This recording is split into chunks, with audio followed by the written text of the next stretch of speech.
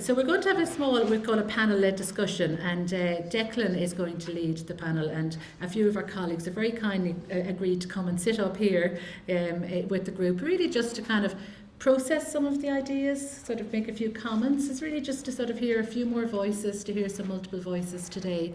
And so I think I would like to invite some of our colleagues to join the panel, if that's okay. I'm looking around the room for my panel colleagues. So if I could invite Chris Delaney has very, very kindly agreed. Chris is a practice teacher for us, and Siobhan Salmon, a practice teacher and one of our first graduates from the programme, is going to join us.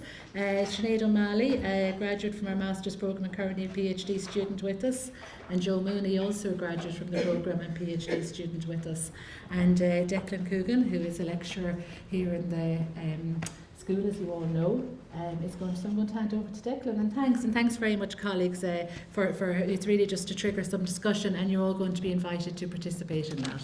So thanks, folks.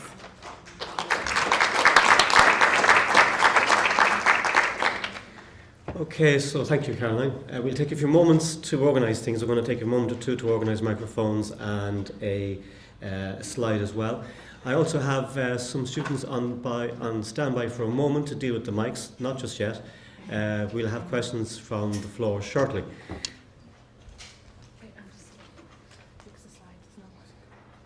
I'll just put up a different slide as well, Declan, if that's all right. Oh, I have already. You have already? Yeah. Oh. How many do we have? About 15 minutes? Is that okay? Keep to the same schedule, and then Paul will be at half past.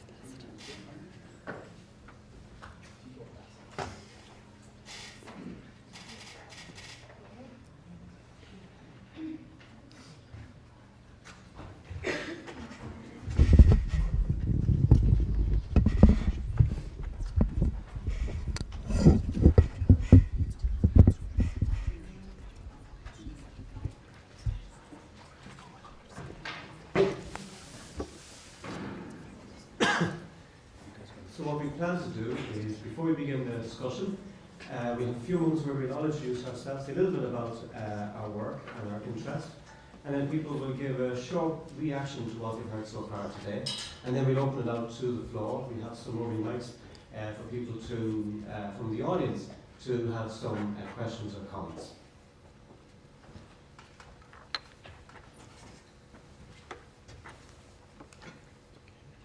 Is this working?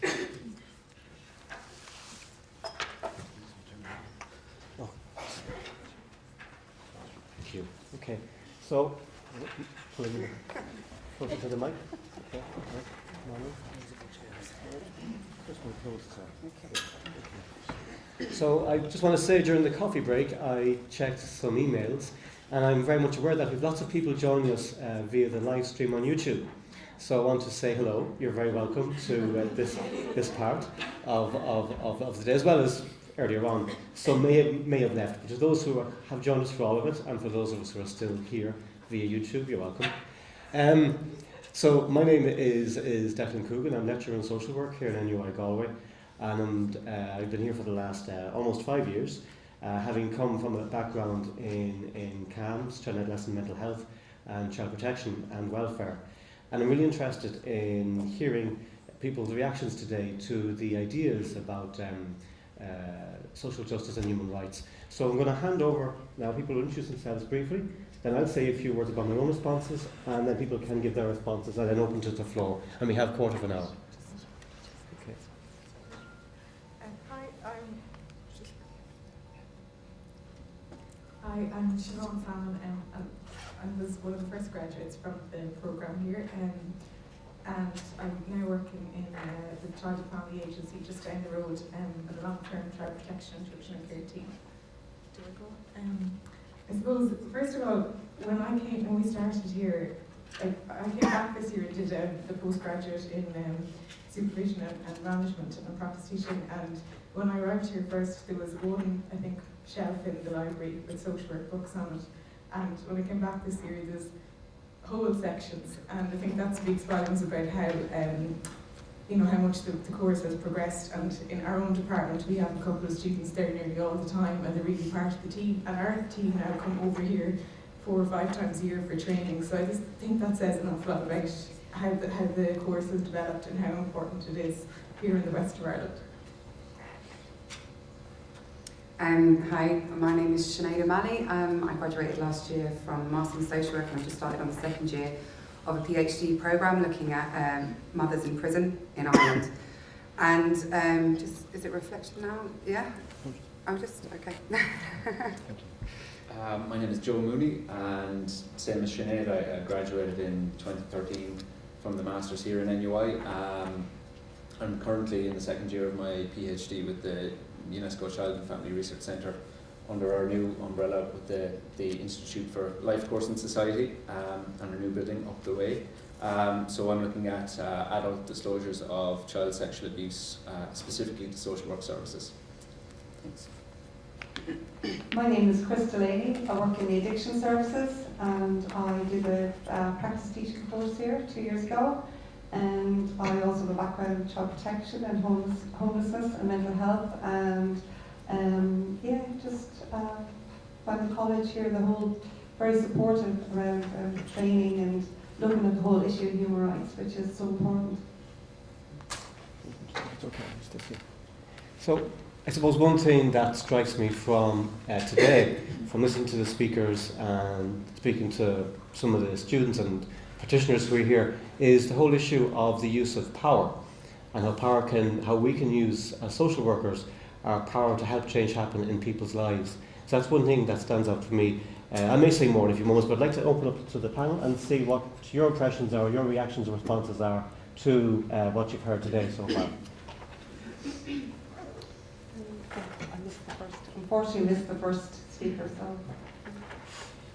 Yeah, I suppose just to tie into the issue of power, as you mentioned, Declan, I suppose what sort of connected to that, what struck me was a lot of discussion around the service user, if we want to call them that, their voice and their power, and sort of social work making a journey back towards that, and see that as kind of crucial.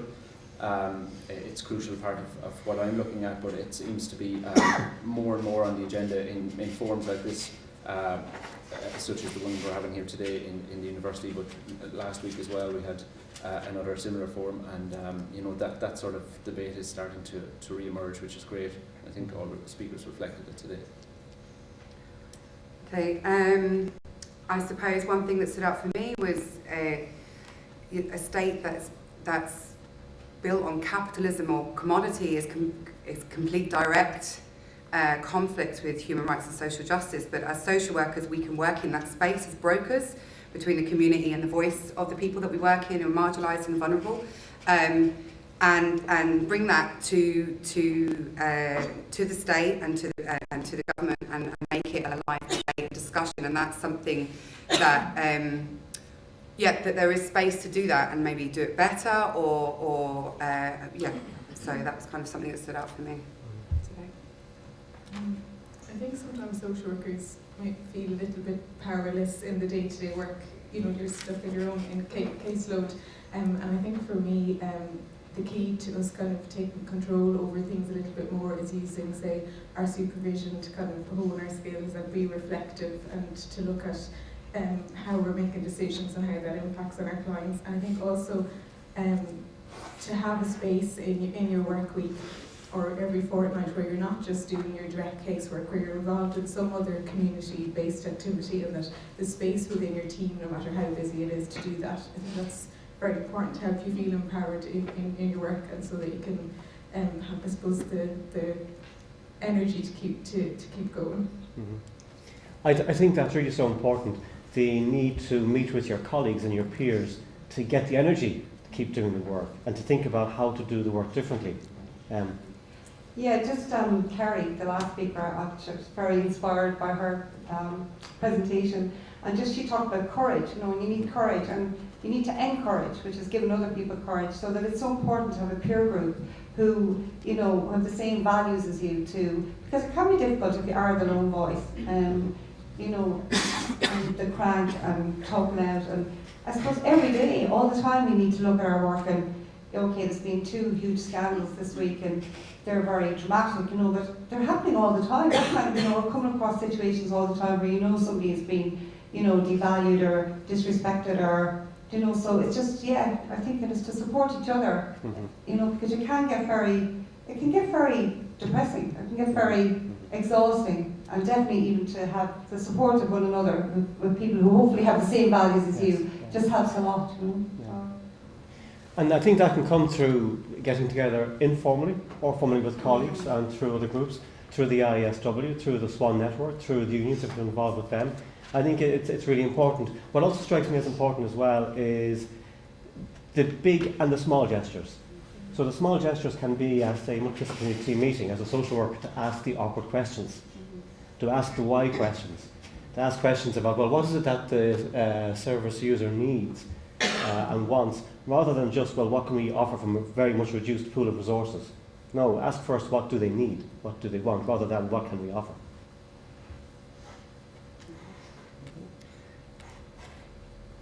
I suppose also the sense that, what is it, I'm talking on something that Pat Dolan preaches quite a lot about, that space of coping. What is it that somebody is coping, if they're coping or not coping, or at what stages do we realise that people are breaking boundaries, and who puts those boundaries on people? It's just an interesting debate where people lie within their spaces and their vulnerabilities. Yeah. And that brings us back to something that has been said, I think, throughout today, which is the idea of using groups effectively. So not just for ourselves, as in peer groups and peer support, and finding strength through associations, but also group work with service users. Perhaps, as Carrie was suggesting, letting them lead the groups. But often, as we know, group work sometimes needs someone to help get it started, to help organise, and almost empower it then to develop further. And that was fitting very well with kind of a family support approach, which I think is very close to the way social work and other disciplines work, about supporting people in the communities to stay in the communities and to do their own jobs.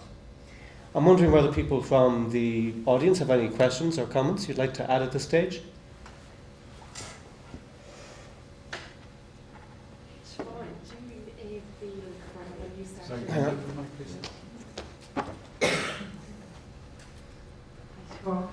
Do you feel, since you started in child protection, that child protection social workers have got better with meeting directly with the child and listening to the child's views? I think that's definitely the case.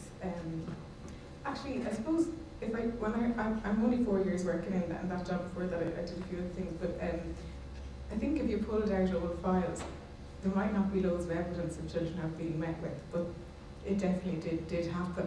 But I think we're much better at evidence in our work, and I think we are much better now at it, because I suppose it's part of our forms now. It's much, you have to give reviews of the child, and I think it is definitely an integral part of the work now. It's something that you would never go without doing if you're doing an assessment, and I think that's really important, because the children is the most important part of the work.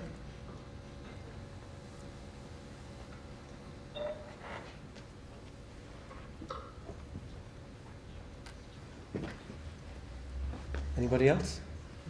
Washington.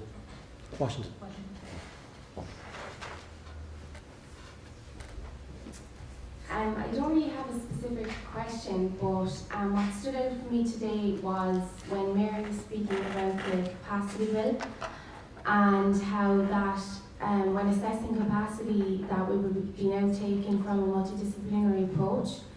And from my experience on placement in dealing with working on a multidisciplinary team on behalf of clients and with clients who have dementia, we did very much take a multidisciplinary approach, but what worries me is that the medical professions actually have the final say in like assessing capacity, even though like all the other professionals might be saying one thing. It is the one profession that makes the decision at the end of the day, despite what all the other professionals are saying. So I think that's a human rights issue. I wonder, Mary Bird, do you want to comment on that? Yeah, just to say, I think it's great that you're experiencing the adoption of a multidisciplinary approach and the benefit of that, and that's without the change in the law. So the change in the law comes, and you have these principles that I emphasised, and I think that's where social workers come in. You can point out this is what we're supposed to do. I mean, you have it, whereas now that isn't the case. It's not as strongly, embedded in law at all. I mean, it's in the Medical Council guidelines, which is kind of surprising sometimes. But yeah, I think that will get better, and I'm delighted to hear you have that experience.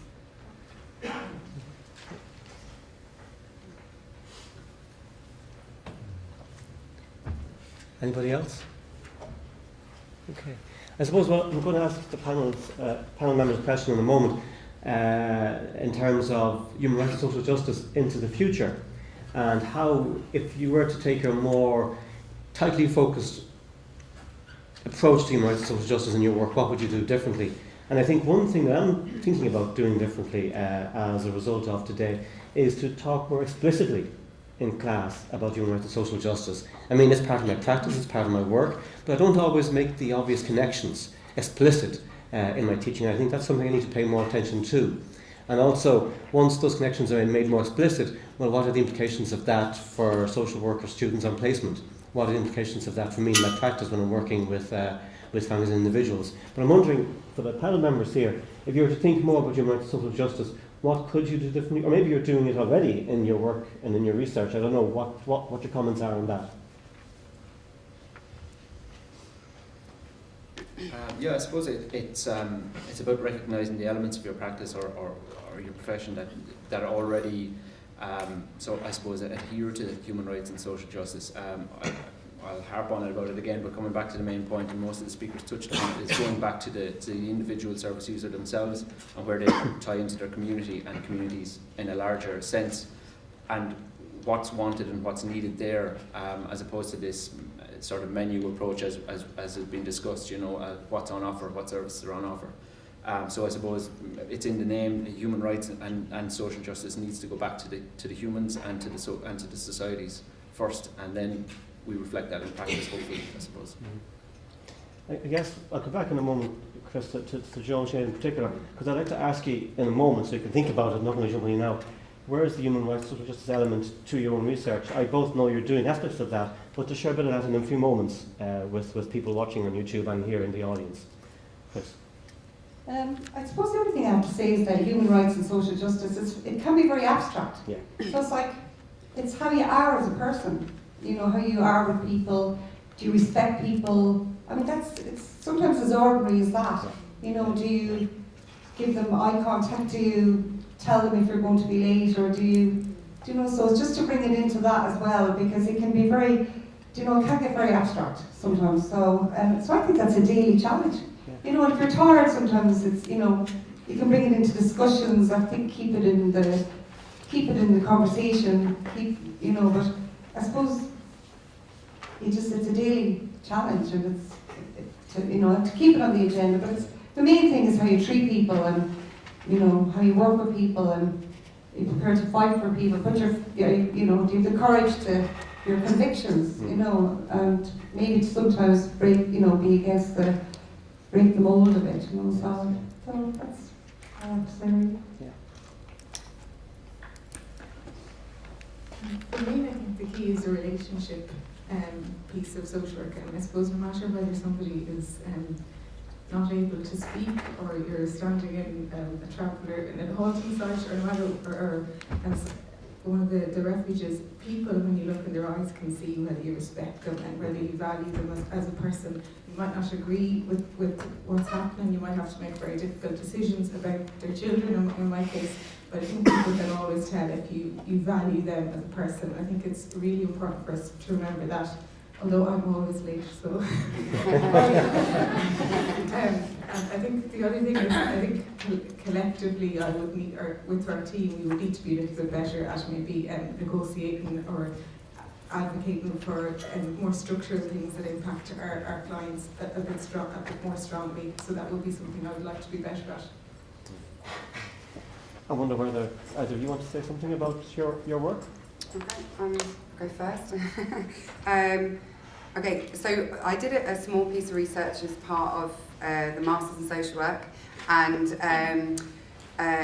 one of the things I started to look at in the PhD was the human rights element for the women, for the mothers in prison. And in fact, the research was focused on the DOCUS, so The services available to women in there were really, really good. So that's one thing. Is hard, you know, I think sometimes we're talking about human rights and social justice, we're talking about stuff that people don't have. Well, the women in there have really good services. However, the women's prison in Ireland are the most overcrowded prisons in the country. So there are elements of overcrowding and whatever that brings as well. And I was in Limerick for the first time this year, and the difference is stark between the two. They're absolutely horrendous between the two. So just to make that distinguish. The other thing within my own research, the second phase of it is qualitative. So it's listening to the voices, the stories of the women. And I think that is paramount in being able to change or make changes for them, is going back to what it is that they're saying and their stories, and just listening to their voices. So there's that. And I suppose the other thing is that I'm finding everywhere I go and I get talking to people in the Irish Prison Service, there's no social workers working in the prison, which I find very shocking, because there are children in prison and there are babies in prison. So it's always something that I go back to, the Child Care Act, I go back to European prison rules where it states that they should be in. They should have welfare workers in prisons, but it's not there. So I'm advocating for it at every point that I can, because I do believe there is a probation role, but they only deal with supervision orders. There is a pocket of people here in prison that don't receive any social work service if they're not already engaged with social work prior to their committed point. So that's where I'm at. Joe?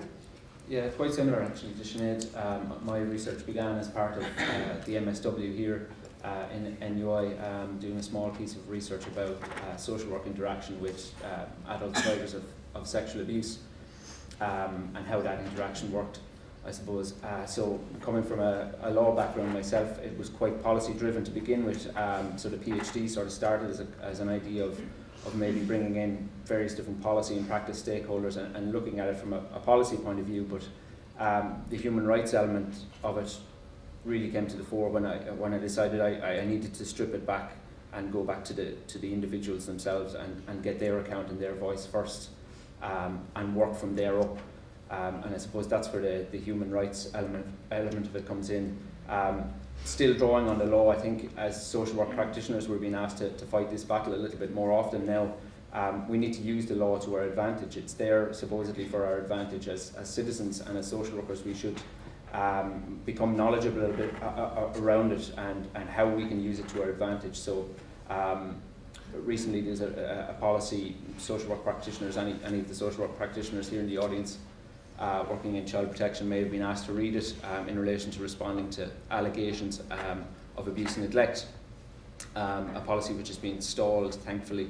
But looking at that policy I could see the various human rights and social justice infringements that were within it, and coming from a position of being able to be legally familiar with it, I could see that there were legal inaccuracies in it also, and maybe that's possibly the reason why it's been stalled. But I think as social workers we need to become very familiar with those sort of tools that are open to us, and be able to fight the battle on both the human level and listening to individual voice, but that macro level as well.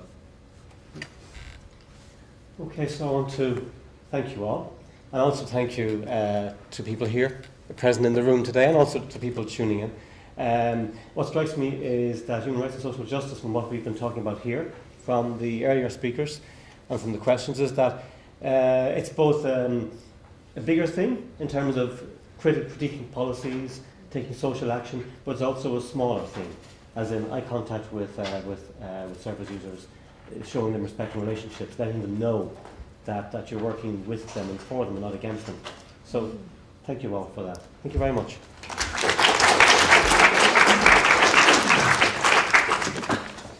Thanks very much, Declan and panel. That was a really interesting discussion, and thanks very much for the thought you put into that. I'm delighted to introduce now the next panel, which is led by Paul Michael, and Paul is going to do a tribute to Peter Tyrrell. I will let him explain what that's about. And following that, we're probably going to run to about 10 past to that point. I hope people can stick with us. The reception will be straight afterwards. You can look forward to some yummy food and wine. So be thinking about that. And apologies to the speakers to come. We're probably going to have to just be a little bit more brief than we had intended, but nonetheless, I know you're adaptable. So with no further ado, I'm going to welcome Paul, and thanks very much for doing the tribute.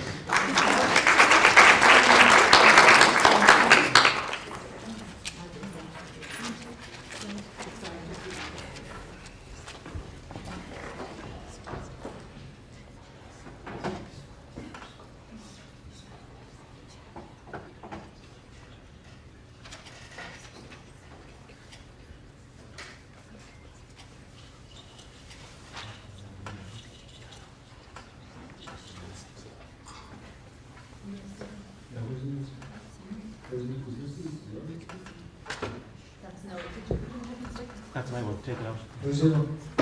There is another one? Yeah, the one that was here.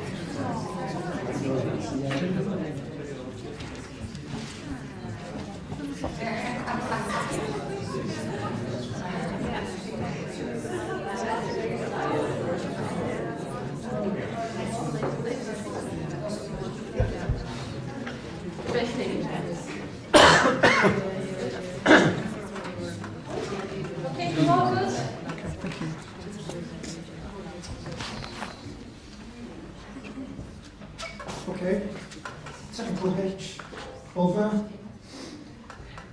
10 years. Wow.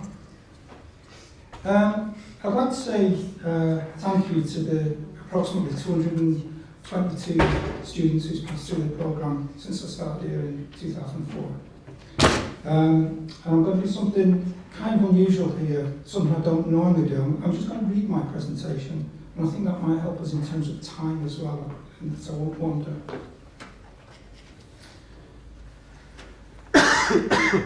On the 26th of April 1967, the body of a man was found on Hampstead Heath. It was charred and burned beyond recognition, and initial investigation found that the man had deliberately set fire to himself. There was reference earlier to us being invited to a birthday party. I'm talking about the remains of the guy found on Hampstead Heath. But I think Peter's got a right and fitting place here this evening.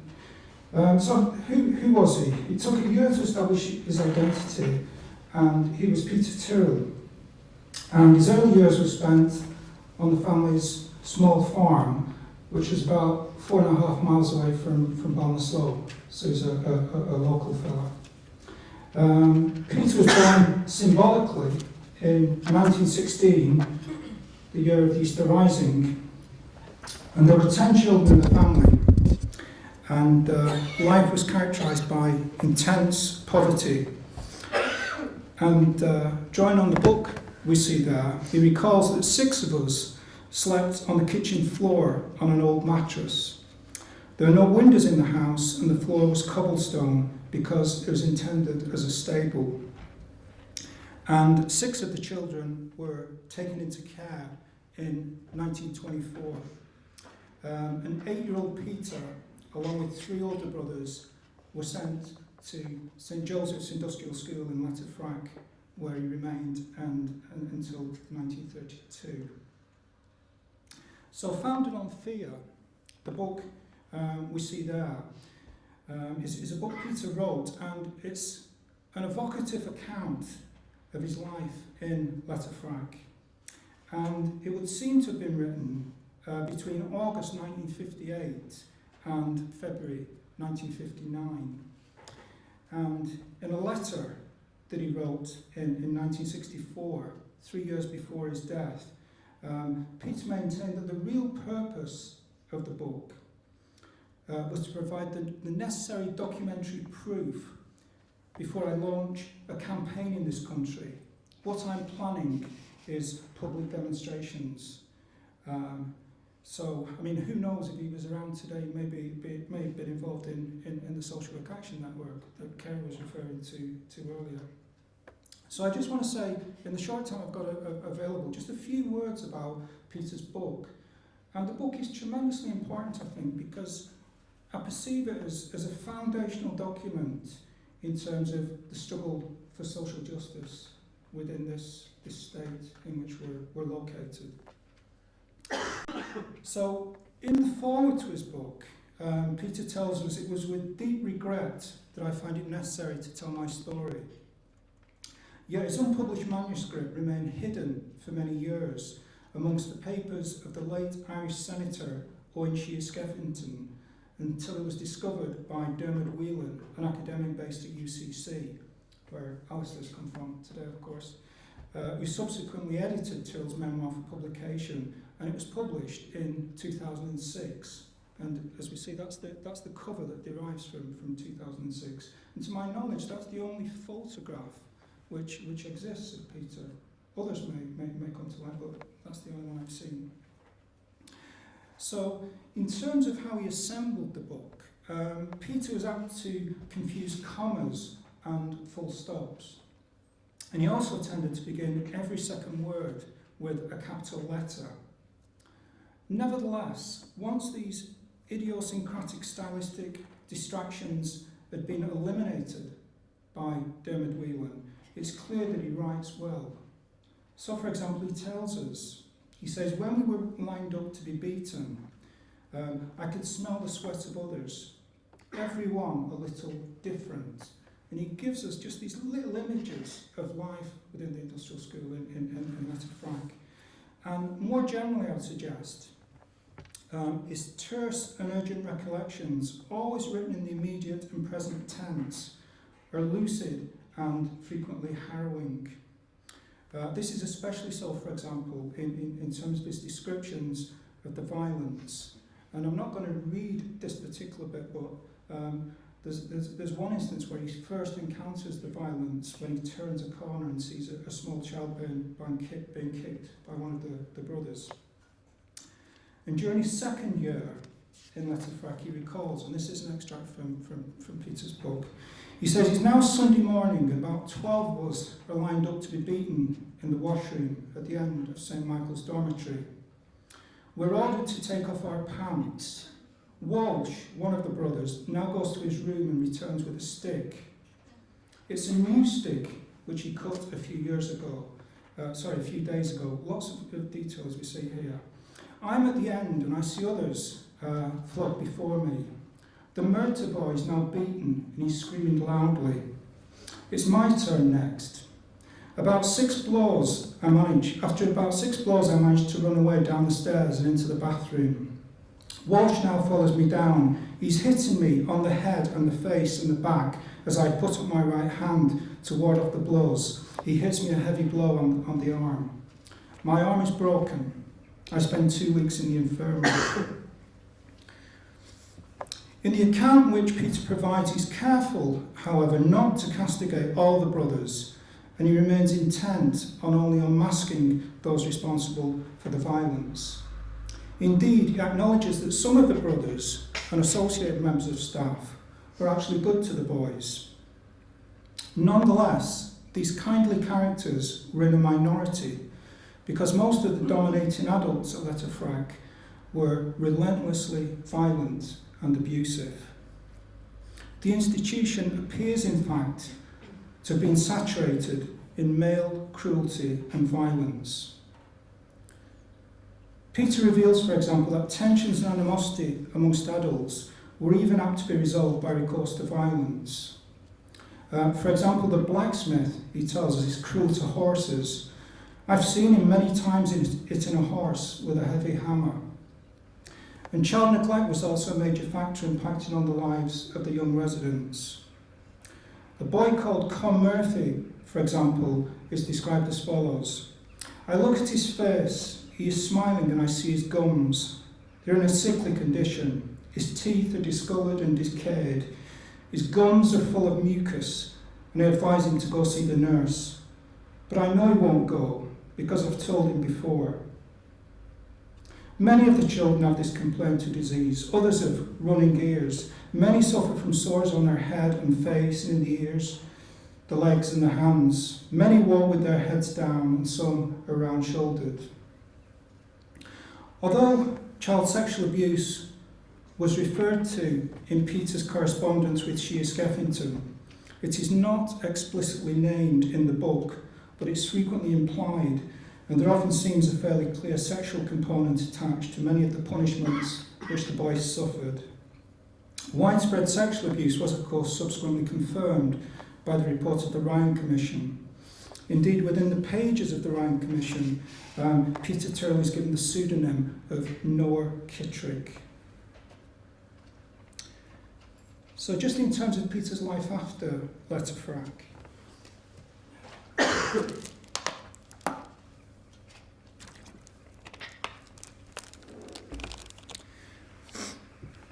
His time in Letterfrack irredeemably blighted the rest of his life. Having been confined to an industrial school was associated with a sense of shame because, he tells us, an industrial schoolboy is considered low class within the same category as a pauper or prisoner. His incarceration left him psychologically scarred and wary of the company of others. On his release and return home, he was unable to relax. He tells us, the other morning, as my mother was passing, she happened to brush against me from behind, and I jumped and almost screamed. I'm terribly worried lest I should be noticed. Even in the workshop, when there's anything behind me or anyone behind me, I'm very uncomfortable. He was entirely unable to settle down in his tailoring job after he left Letterfrack. He therefore left home in the second week of June 1935, when aged 19. In 1939, he enrolled in the British Army, and toward the end of the Second World War, he was taken prisoner by a retreating German army. And he tells us that for him, the prison camp had much in common with the industrial school. The unhealthy colour of the face, prominent cheekbones, sunken eyes and round shoulders. But, he goes on, unlike Letterfrack, there's actually no ill treatment. I've not seen or heard of anyone beaten. And elsewhere, he maintains, life here during the last months of the war is hard and unpleasant, yet it is heaven on earth in comparison with life at Letterfrack. So just to conclude, I want to say a little bit just about the messages that Peter's book contains for maybe contemporary social work. It's clear that it's an attempt to spark a campaign to highlight child abuse within Irish industrial schools. Despite the support he seems to have received from Shea Skeffington, was actually a dismal failure. Ireland in the 1950s and 1960s was not, it appears, ready to listen to the accounts of the systematic brutality carried out in these places of coercive confinement. Perhaps more fundamentally, the Republic and beyond was unable to hear and respond to what we're up to now, perhaps referred to as the accounts of survivors who've suffered harm in state-run or sponsored institutions. What remains striking, however, is that none of the allegations or details featured in the book were subsequently refuted by the Christian Brothers at the Ryan Commission of Inquiry. So, Founded on Fear, I would suggest, is a remarkable and tragic testament which in its actual writing predates the subsequent narratives and autobiographical accounts of inmates of industrial schools such as Mannix Flynn and Paddy Doyle. And more generally, such books reveal the value of autobiographical work for contemporary social work. Peter's urgent recollections tumble through time and rightly, I think, find a way into this room this evening on the 10th anniversary of the MA in Social Work programme here at NUI Galway. His work and his political activism also illuminates continuities between historical practices and contemporary responses to the economically and socially marginalised. And here, I guess, we can think of a group such as asylum seekers held in quasi-imprisonment in so-called direct provision. And I guess sadly this week we can also think in terms of those who are bullied, demeaned and disparaged in so-called care institutions within the state. So undoubtedly, to conclude, Peter's a tragic and fragile figure, yet I think he should also be recognised as a brave, tenacious and determined figure who demanded that the Republic should deliver on its social and political promises. Because of this, I think he should be honoured and he should be celebrated. And I think that's what we're trying to do today. And I think it's what we're aiming to do in the future.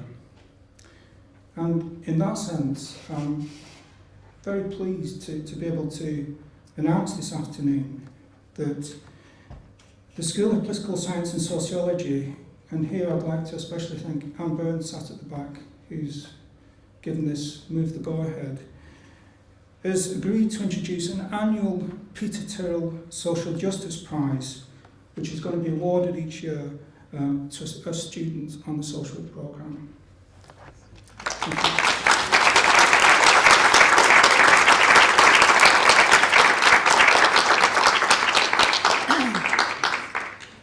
Thanks very much, Paul, for that very moving talk, and again, just to acknowledge thanks to Anne for supporting very appropriately the announcement of a prize for social justice on this special occasion. So really appreciate that, and good news for students sitting here thinking, there you go, we'll have more detail for you to follow.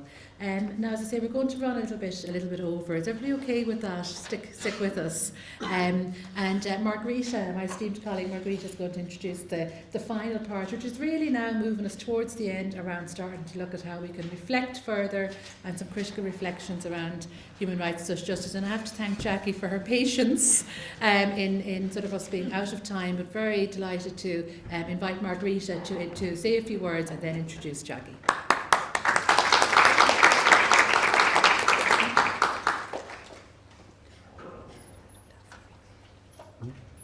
Jackie's is the part that one, right?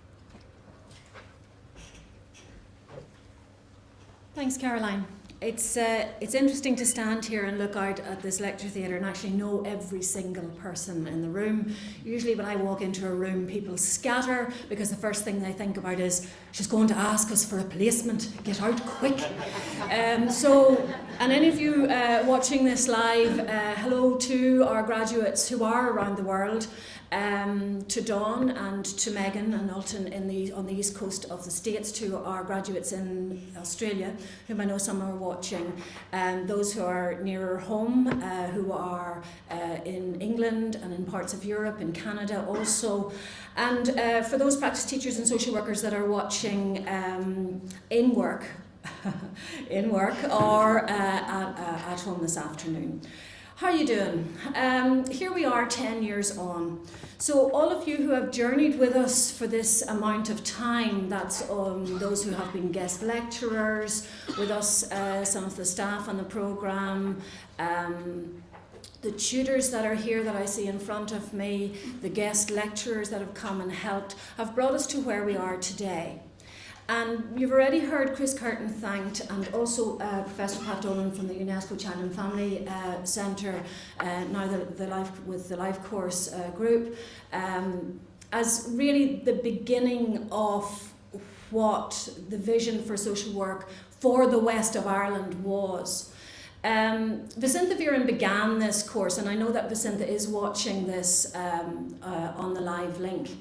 Vicentha came from South Africa, from a South African background, where human rights and social justice was very much part of what she brought to the whole. Her vision for a Masters in Social Work programme here would have human rights and social justice as its core.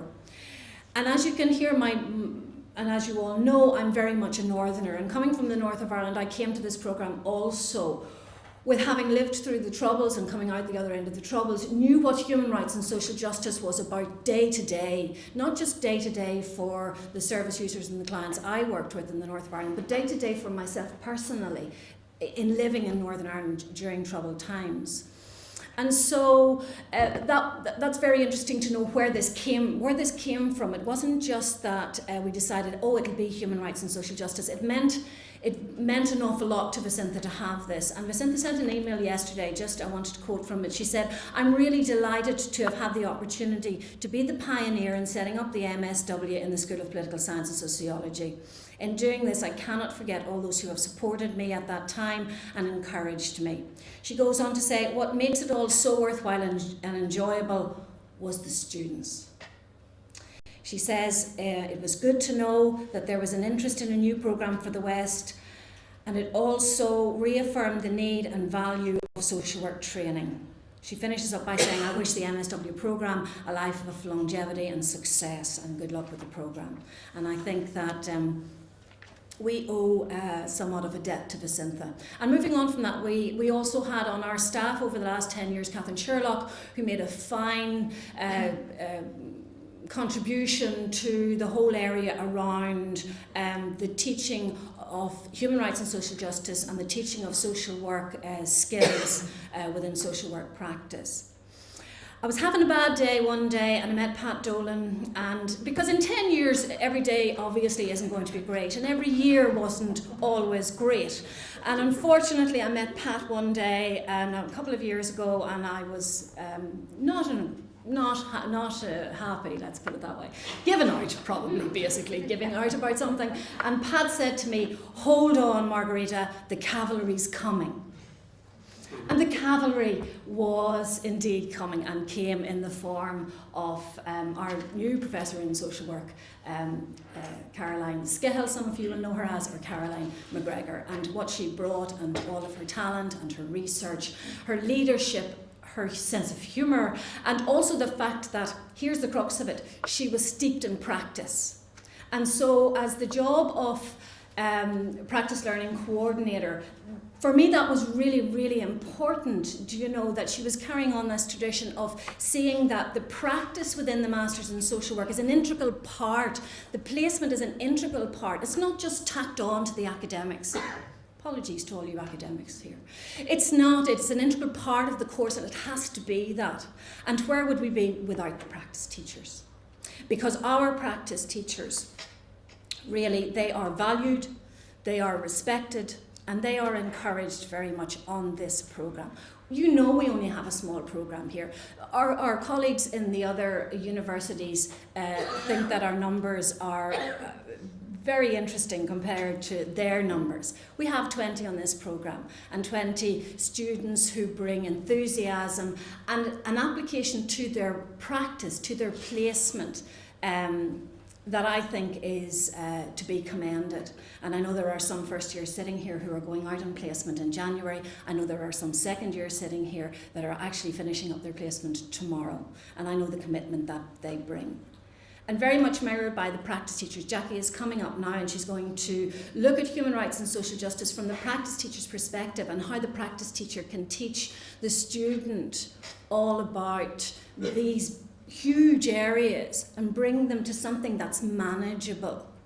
And our students from NUI Galway will take that with them. The last thing I would say, I looked up the developmental milestones for a 10-year-old.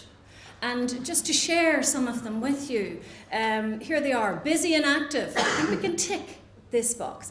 Busy and active. Gaining weight. Admiring famous people. We have some fine researchers in our department. Memorising things. Growing friendships. Confidence in people.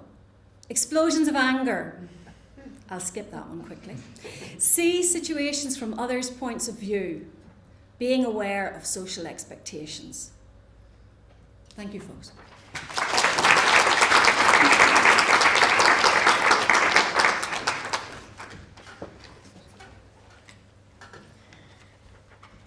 Hi, my name is Jackie McGovern and I'm a social worker in child and adolescent mental health.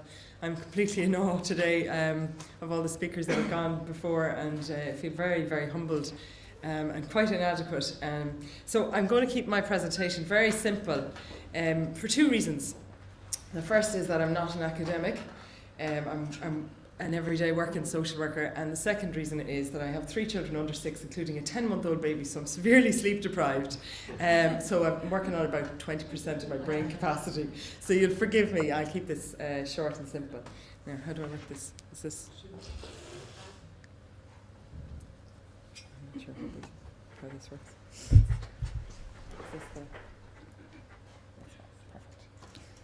Okay. Helping students to integrate human rights and social justice on placement and in practice. I was listening to Chris on the panel saying that sometimes that's an abstract concept, and I would agree with that. It's not something I think about on a daily basis. It's sort of something that becomes such a part of you in your work that you don't really think about it until you have students. So I decided to look at some of the things around that. The first thing that came to mind was thinking outside of the box. Learning is experience, everything else is just information. I suppose I would feel that the college and practice teachers go hand in hand. The college provides the information and we provide the experience. and one can't exist without the other. You need both. I think it's very hard for social workers to explain what we do a lot of the time, and I remembered a few years ago my then 4-year-old niece said to me, she lives in Manchester, she said, Auntie Jackie, what do you do? What work do you do? And I said, oh God, what am I going to say now to a 4-year-old? So I said, well, you know, I work with children and families, and sometimes children worry too much and they get sad, and I try to help them to feel a bit better. And she said, Auntie Jackie, do you work with children who put their fingers in super glue and put their fingers up their nose? No. So I'll go a little bit further for my explanations, but we work hand in hand with the college.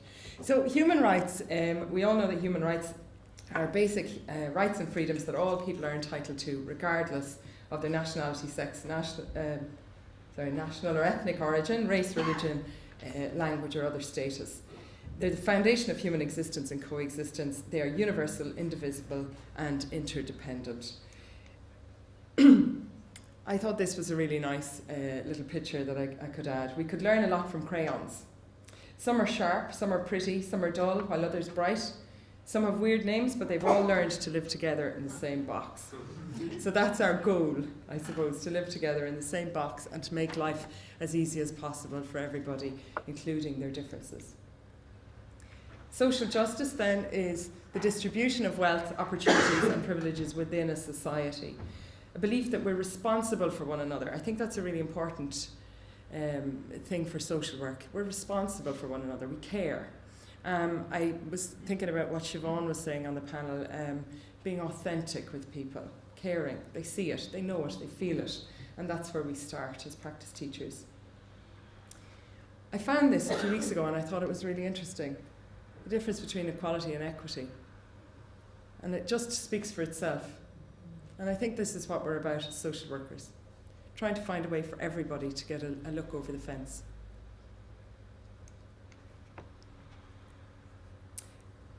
I thought about knowledge and wisdom, and I came across this quote that I thought was nice. To acquire knowledge, one must study, but to acquire wisdom, one must observe.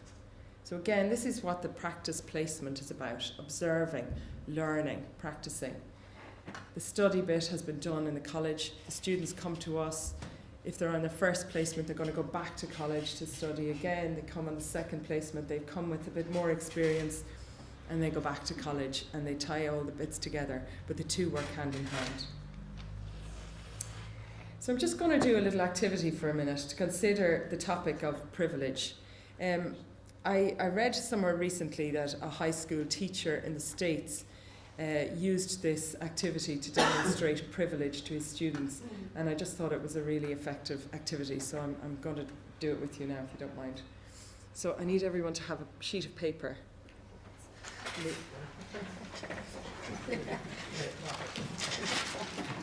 It's a plain sheet of paper out there. Just one sheet of paper is all you need.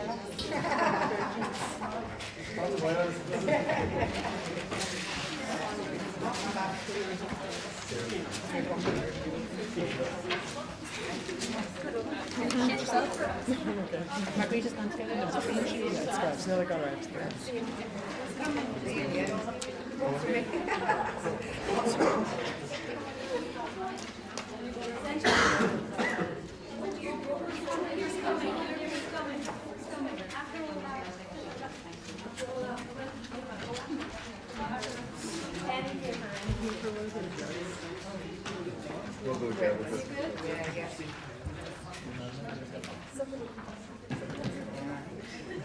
I'm a big believer in experiential learning, so this is an attempt to get you to experience something that's kind of hard to explain in words. So with your sheet of paper, I'd like you to crumple it up into a ball, please.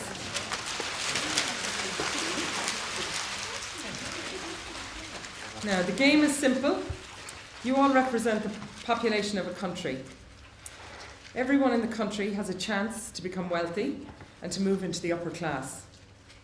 To move into the upper class, all you must do is throw your paper ball into the bin while remaining seated. So go ahead, fire your paper ball and see if you can hit the bin.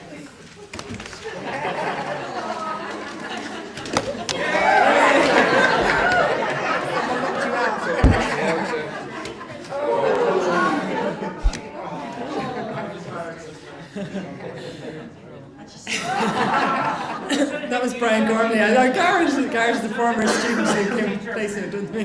He's trying to hit me, not the bin. Did you think that exercise was fair?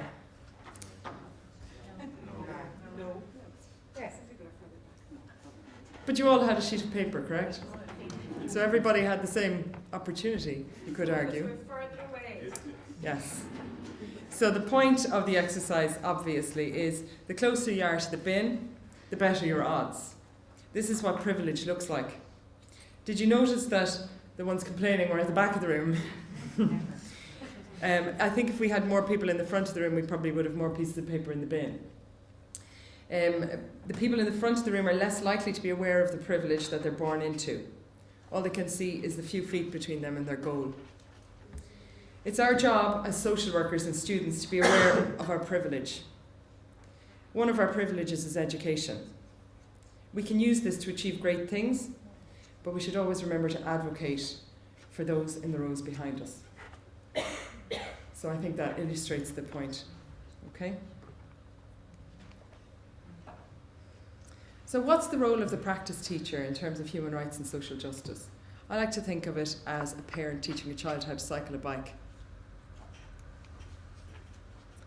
You prepare the student. You put on the helmet and you discuss the rules of the road. So you start out the placement with an induction and you talk about the kind of things that might come up on placement. You start talking about what might happen, what might come up. You talk with the student about their past experience of human rights and social justice issues. You provide an induction period where students can observe.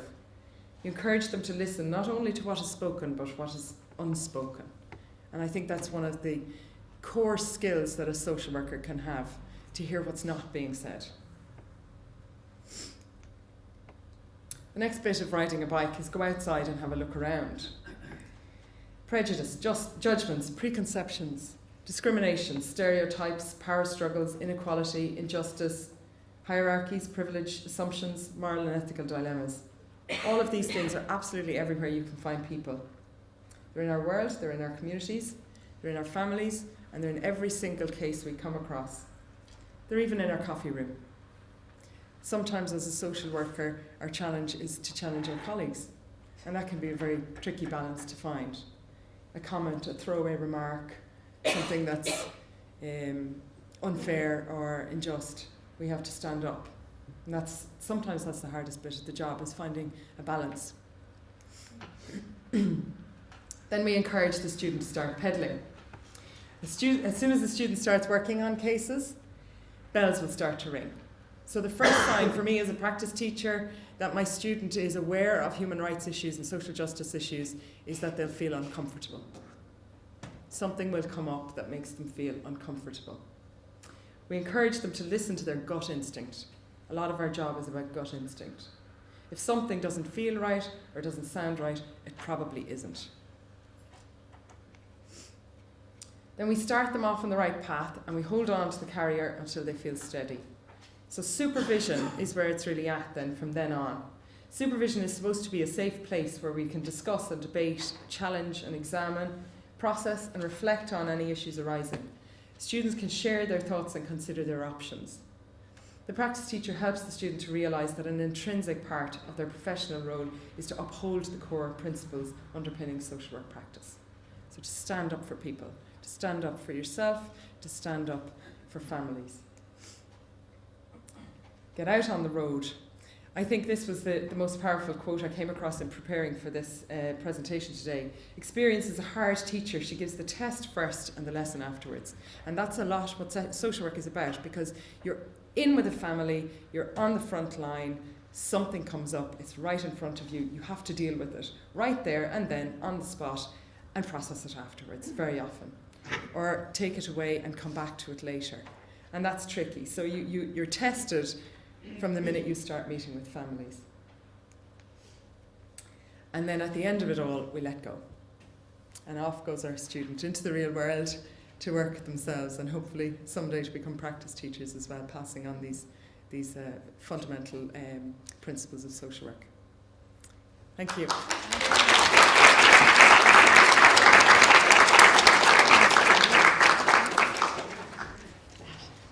Thanks very much, Jackie. that was really, really inspiring and a really nice way. You've kept us all engaged. I know we're going over time, but it was a really creative way to present that. So thanks very much. And I love the Prezi that you wouldn't. The Prezi was lovely. So thanks very much. Now we have a final presentation, and it's I'm very happy to welcome my colleague, my esteemed colleague Pat Dolan. Cormac, do you want to get up to the last one? Oh, hold on, maybe I can get myself here. I can help myself. Okay. So I'm delighted as our final, just our final input. This will be brief. Pat and I expect that things are going to go over time. So, but it would be a shame for you to come here and not have heard from Pat in particular in relation to, I suppose, just some final words we want to say about our potential for transformation in relation to practice theory and research. And a lot of these points have been talked about already. But I'm going to hand over to Pat, and to thank Pat for giving up his time, for being here all afternoon, and for coming to present, just specifically talking about research to start with. So welcome, Pat, and the floor is yours.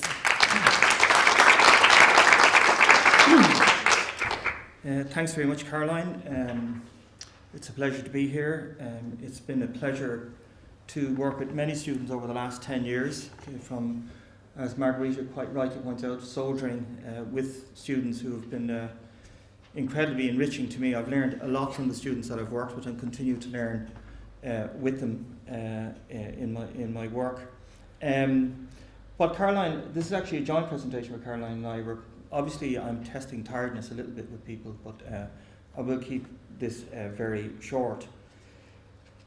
One thing we thought might be good to look on as we close the day will be to look at issues both for the course and for, I think, practice into the future.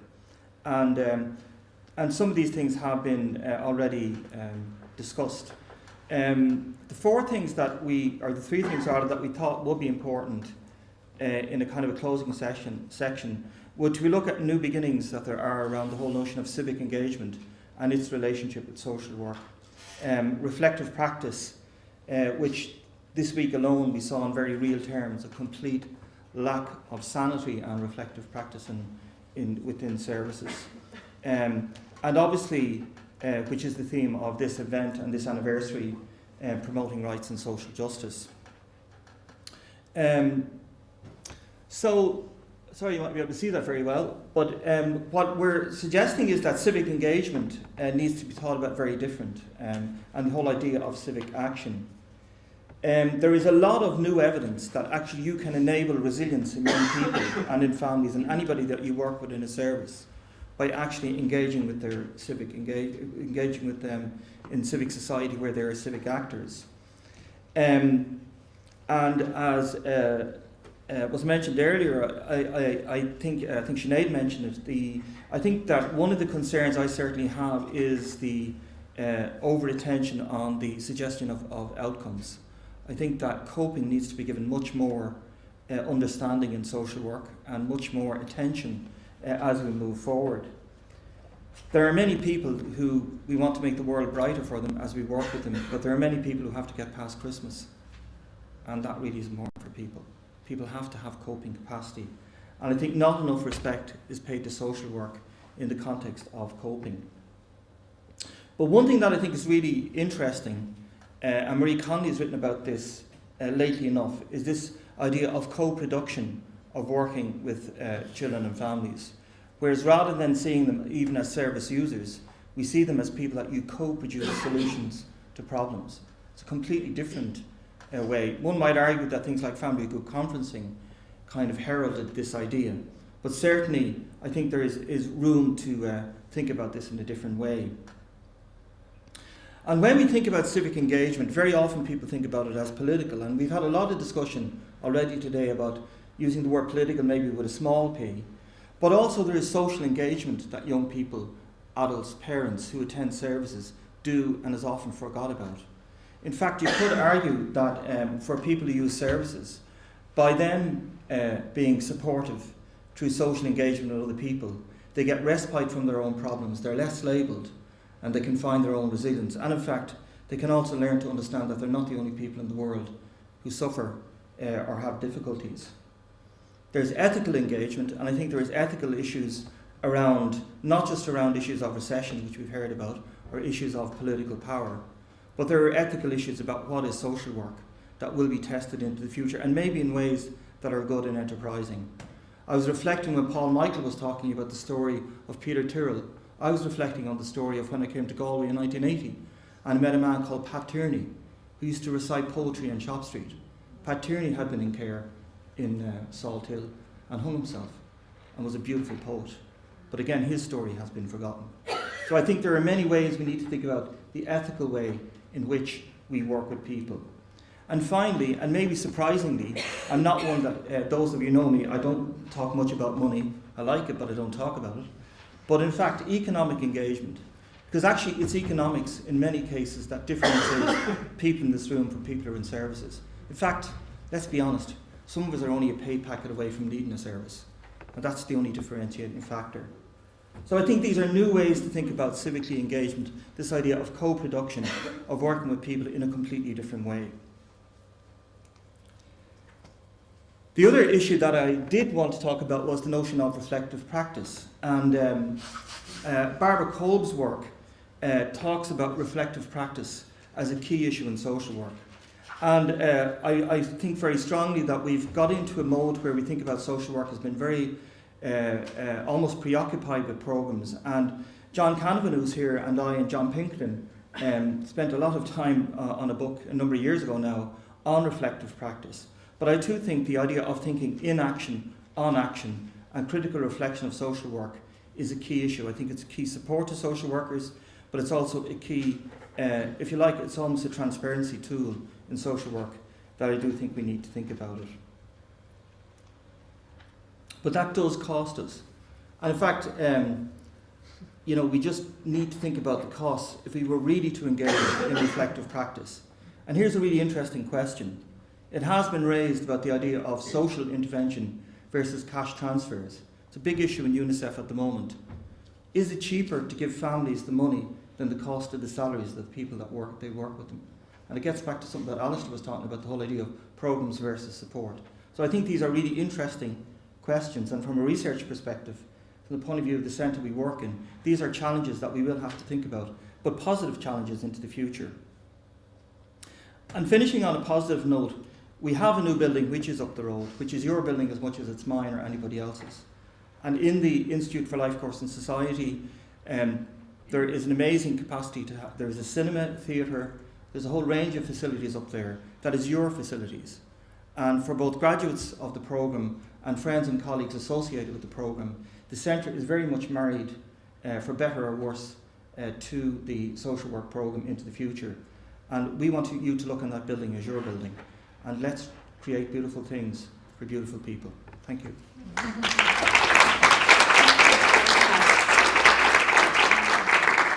Thanks very much, Pat. I think it's for better more than worse.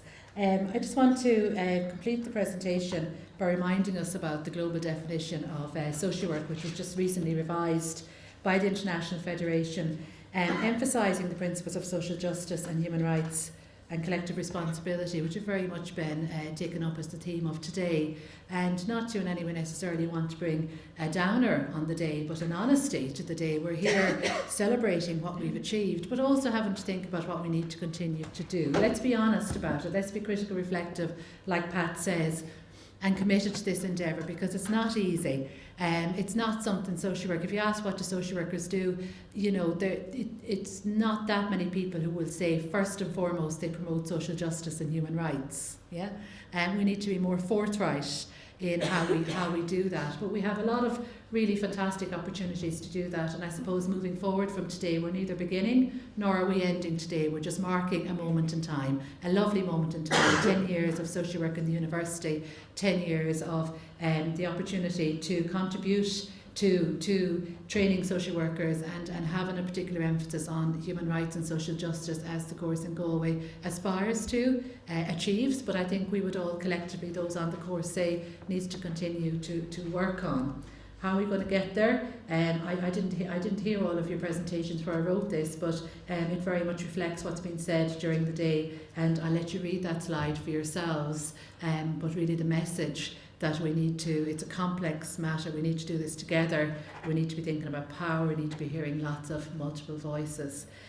But I think that's our business for another day and our business for moving on. So I would just like to end, before we have the closing comments from our current head of school, Anne, is by saying thank you to everybody, and a special thank you, first of all, to my team, to Margarita McGovern and to Paul Michael Garrett and to Declan Coogan, who have worked very hard together to put this programme together. We've had a few little hitches along the way, we might say, and so it's wonderful that we have got here. Also to Catherine Sherlock, who isn't here, but who was part of the original planning team, who was very keen on, in particular, is focusing on engaging in the debates and the panel around human rights.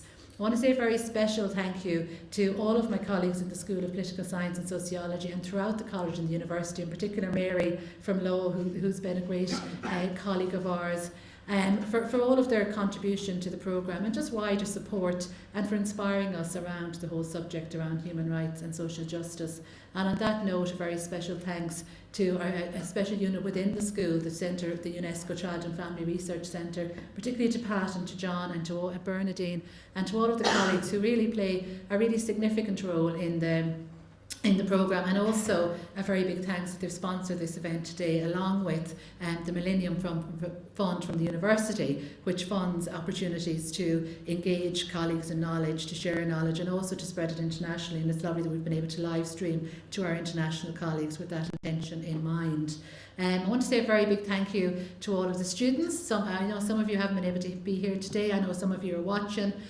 You're an inspiration. We're very proud of you. Keep up the good work, and don't ever get complacent that you don't have work to do. And a very, very special thanks to all of our... Sorry, I am a teacher after... Come on, you know me.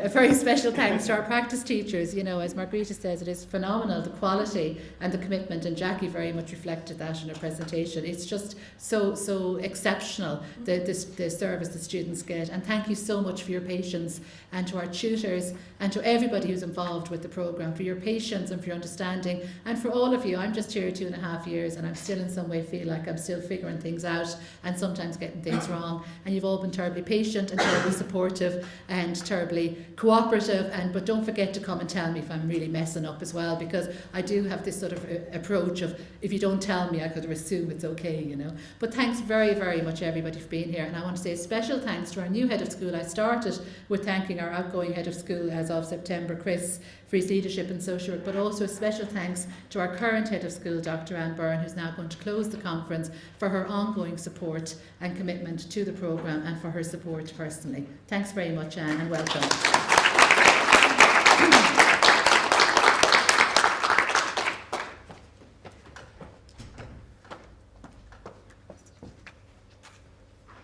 Hi everybody.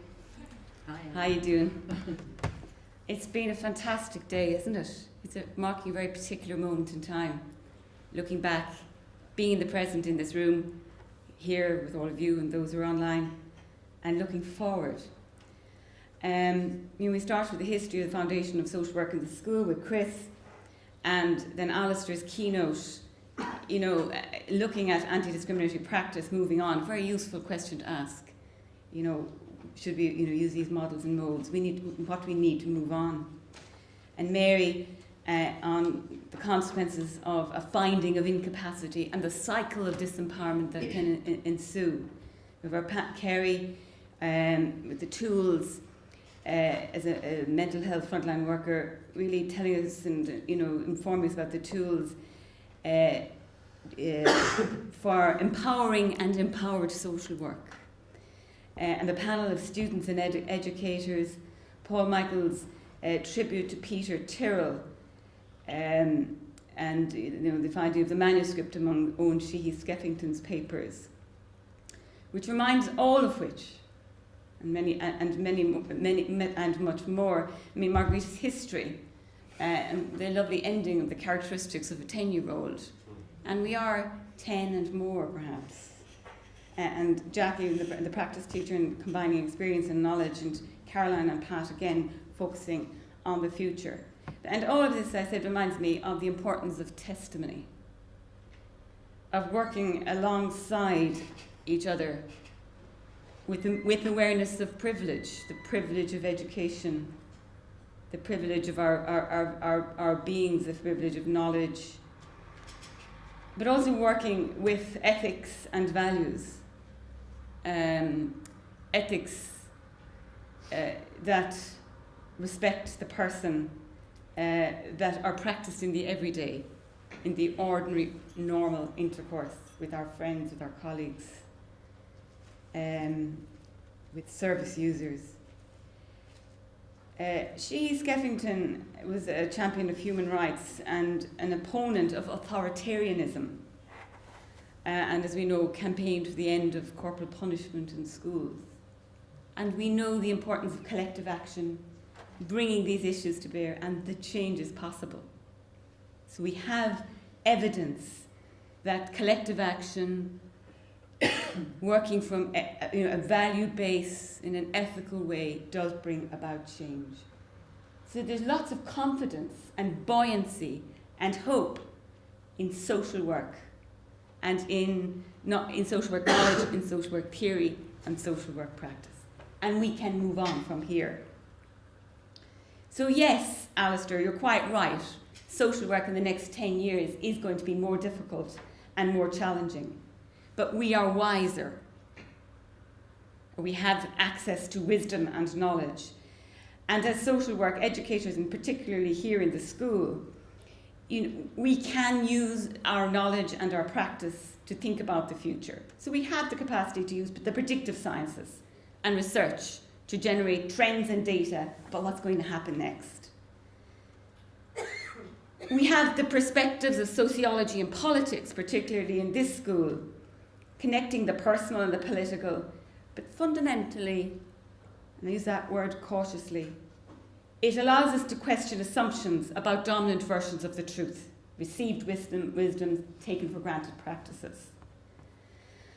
We can use these perspectives of sociology and politics, and again, social work speaks to these from these. I mean, we work in collaboration and cooperation within these various disciplines, is to generate ideas about the good society, about equality, about care, no violence, solidarity, and to create for which new possibilities for solidarity and democracy can emerge together.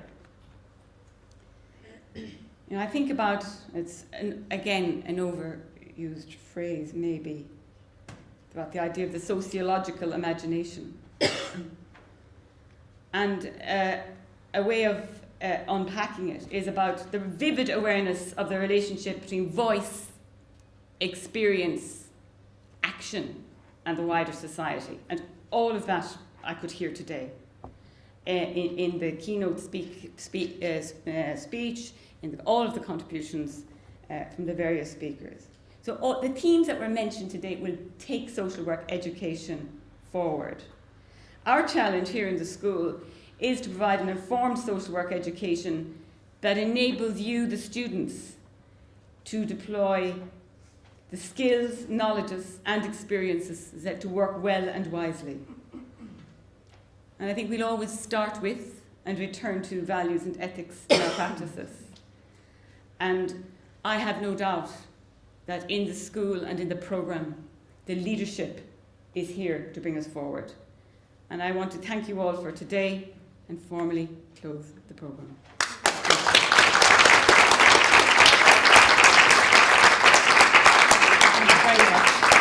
Thanks very much, Anne. And now if we just say a collective thanks to everybody, particularly the contributors for the programme again today, all of the speakers, and please come and join us in a reception which is in the lobby, and please have some food and some wine and whatever to end the day. So thanks very much, everybody. Collective applause. And goodbye to all of our colleagues who are watching, and please come and visit us anytime.